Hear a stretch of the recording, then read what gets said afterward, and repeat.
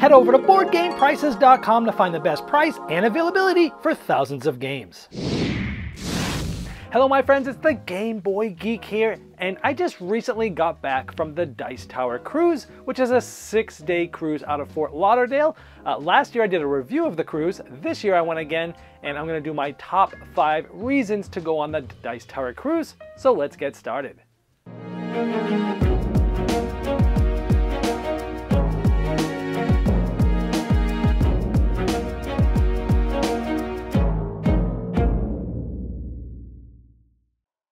Number 5.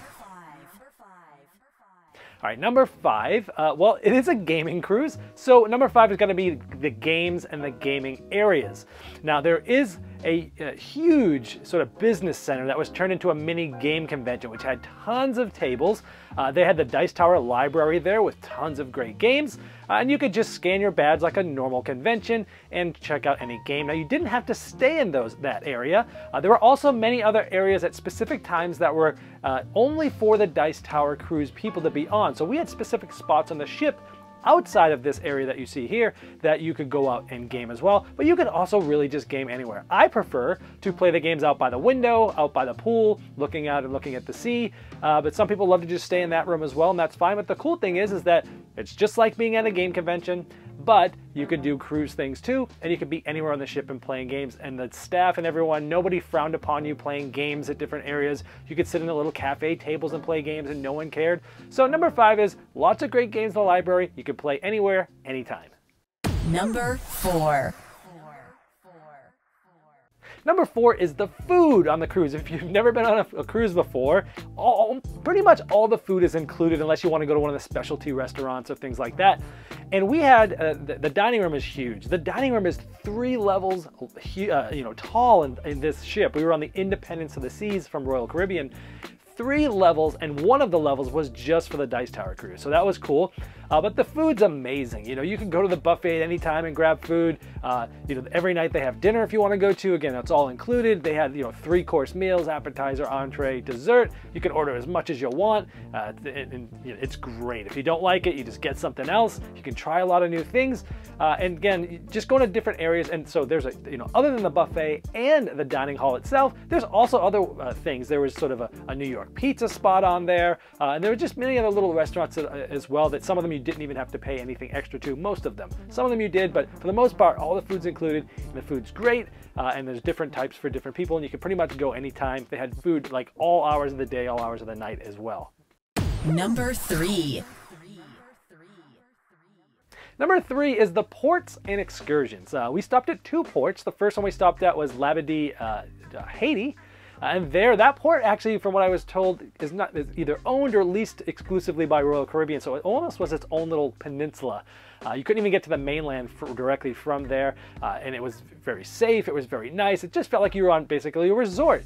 There were lots of things to do there. You could just hang out by the beach. And the cool thing is, because it was sort of owned by Royal Caribbean, all the food there was included too. You didn't have to pay anything extra. You just went off. You could eat something by the beach. You could walk on the beach. But there were lots of excursions people were doing. We decided to do the zip line. It was the largest overwater zip line in the world, and it dropped 500 feet, but you flew over the water. Here's a look at me actually getting through the practice zip line that they had before we got to the big one, and then here's a look down on what we were looking at getting ready to go down over the water. It was a lot of fun, so that was cool. And then the next port we went to was Jamaica, where you could go off and do many different things. We ended up taking a trolley historic tour around the city that we were in there in Jamaica, but there was tons to do. The ports had lots of shopping, lots of historic things, lots of cool things. You could do pretty much anything you want, jet skiing, you name it. So it was a lot of fun, and so the ports are number 3. Number 2. Number 2 is the ship itself and the entertainment on the ship. If you've never been on one of these cruise ships, it's basically like a moving resort. And I get motion sickness. I get very car sick, train sick, plane sick. I don't get sick on a cruise. I think just because the movement's very slow and subtle, you can't even quite tell you're moving most of the time. But the entertainment and the things on the ship are amazing. I mean, here is a thing of me walking through the main thoroughfare, the sort of main street of the ship, and it's just amazing. It really feels like you're almost on like a Vegas strip walking down with the different shops. There's pizza places, there's watch shops, there's sweet shops, there's all sorts of things. There's casinos on there. There's, a sports bar on there. There's pool decks. There's rock climbing. I did a rock climbing all the way, and I did make it all the way to the top, which was cool. They have different entertainment on there. There was one night a silent disco where everyone was wearing headphones, and you walk in, it was completely silent. Everyone's dancing, but as soon as you put those headphones on, it was a really cool experience. They had a little surfing spot there where you could try to, surf down the water. That was really cool. They also had an ice skating dance show, which was sort of like a Vegas-style entertainment show. That was cool. They have lots of those different types of Vegas-style shows throughout the nights. They also have comedians on board. I went and played laser tag. That was cool. And they also had an escape room there. So always, always, always tons of things. The ship's amazing and tons of stuff to do on there other than gaming. Number 1. And the number one reason to go is the people.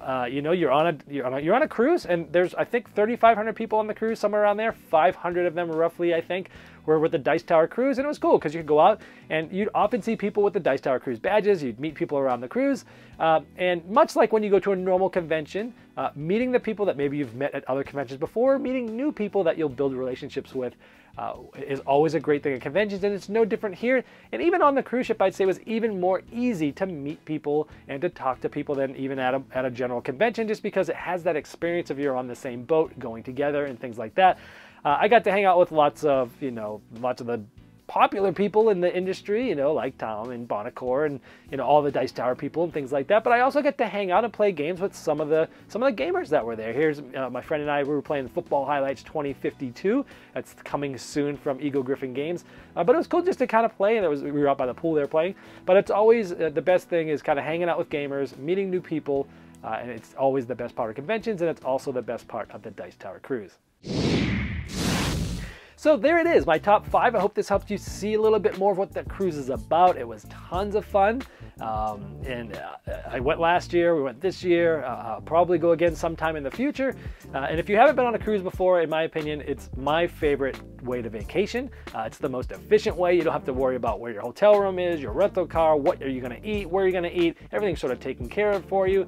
And for me, it's one of the only vacations I ever feel like when I get back from that vacation, I don't have to take a vacation for my vacation. I feel very rested and relaxed, and I love cruises, and you add gaming with it, and for me, it's the best of both worlds. And I brought people on, friends of mine that weren't gamers, and they just had a great time doing cruise stuff, and I got to meet up with them and play with them, and then I got to go down and do gaming as well. So it's really the best of both worlds for both gamers and non-gamers, and that's pretty much the Dice Tower cruise. Upgrade your gaming experience with Game Toppers, and until the end of the year, with the huge Christmas sale, get 15 to 20% off accessories, thematic mats, storage bags, and rail bundles while supplies last at GameToppersLLC.com.